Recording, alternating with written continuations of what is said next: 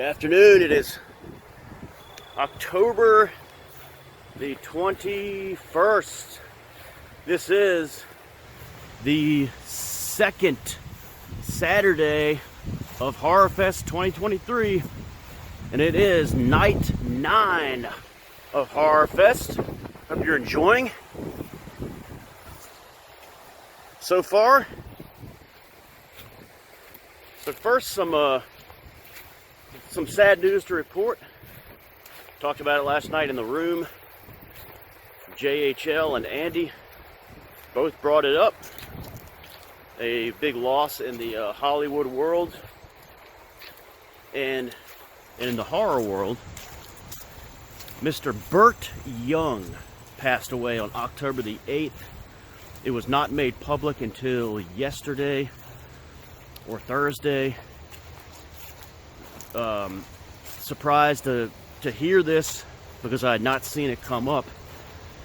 But Burt Young, of course known best for the Rocky movies, maybe the first two. I've never seen them, but in my heart he'll always be Sergeant Royko in Blood Beach, the 1980 horror classic. And that's another, anytime we lose in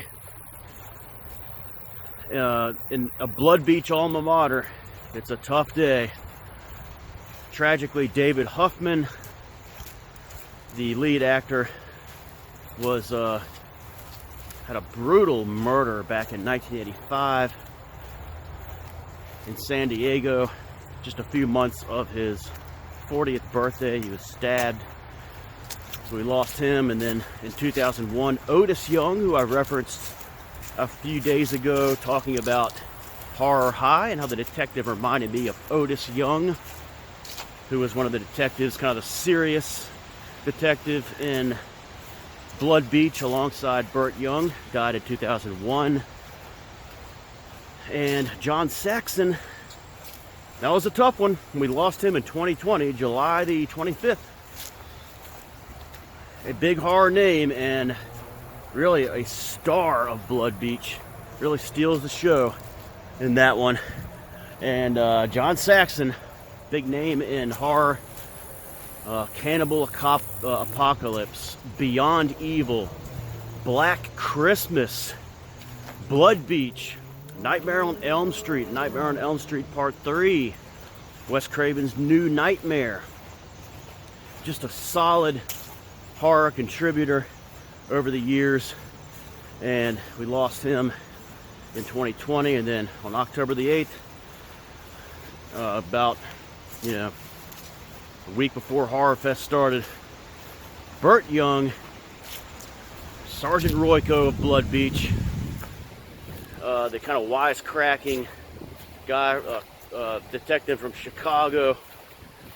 Never would have happened in Chicago. Yeah? One more remark like that, and Chicago's where you're going to be, John Saxon. Then, of course, the making fun of the dog having his head ripped off. His talks with the scientist guy trying to figure out what the Blood Beach monster is.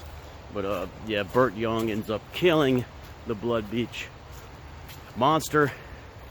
And oh yeah, and he sticks up for Moose of Moose's Galley, the hamburger joint.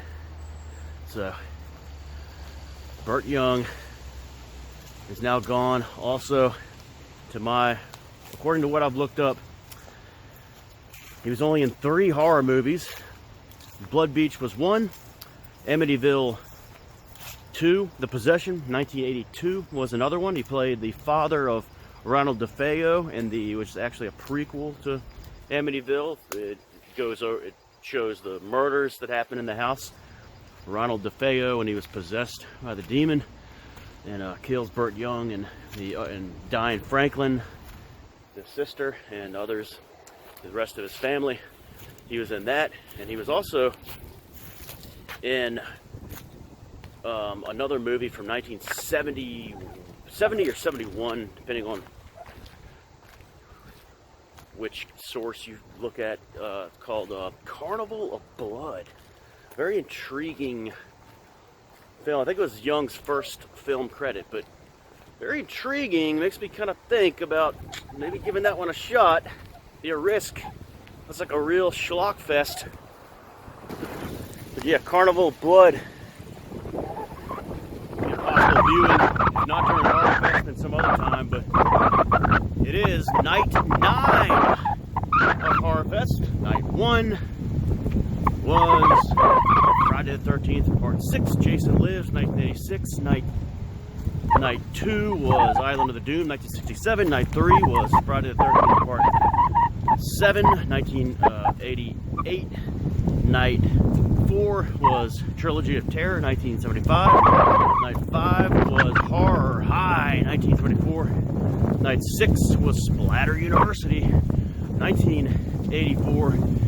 Night 7 was The House on the Haunted Hill, 1958. And last night's feature presentation for Night 8 was Scream Time, 1983, coming back after a 1-year absence. It's been in Horrorfest 3 or 4 times, maybe. It's kind of one of the original classics.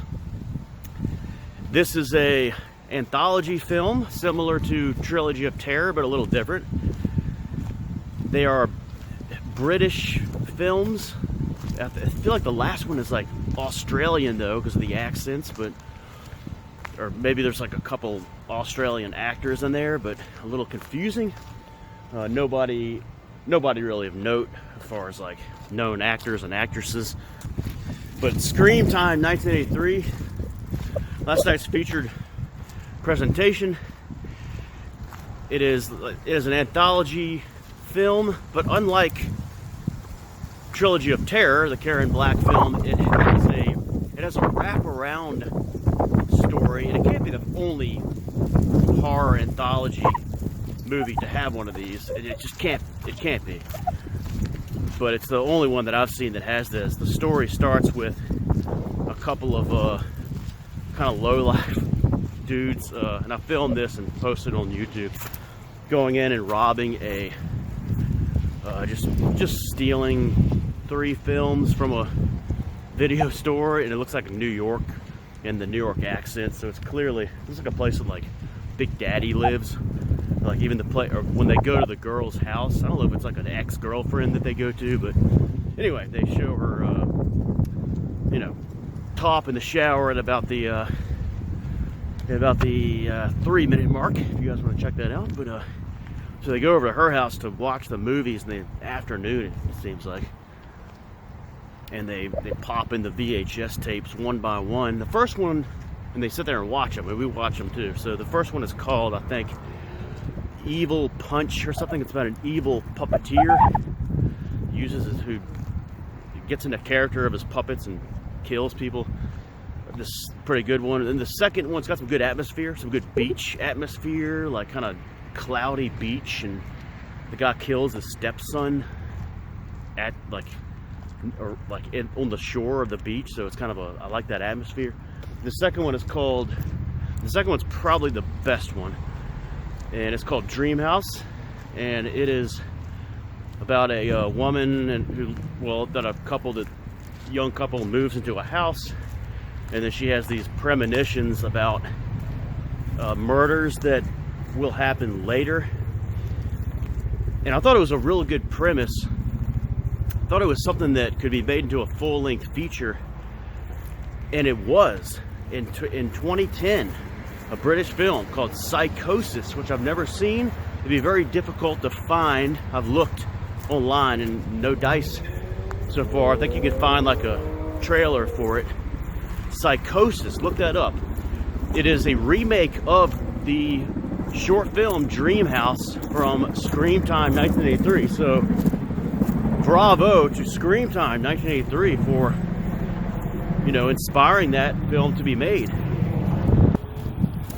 And the ending kind of gives me a little look at, kind of reminds me a little of the Slumber Party Massacre, because the killer is like, seems similar to Russ Thorne of Slumber Party Massacre, and they also show a paper in the backseat of the car that says mass murder escapes, so it kind of harkens my mind to thinking about a classic movie to come.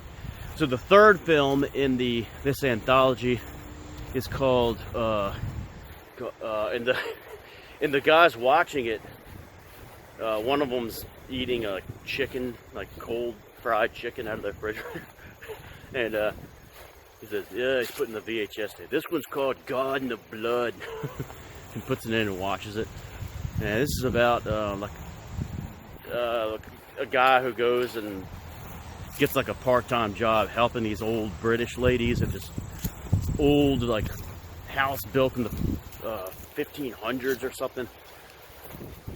And they try to rob the gold that these women have, him and his buddies, and but it's protected by these yard gnomes who come to life and kill the guys. So that's a pretty good one.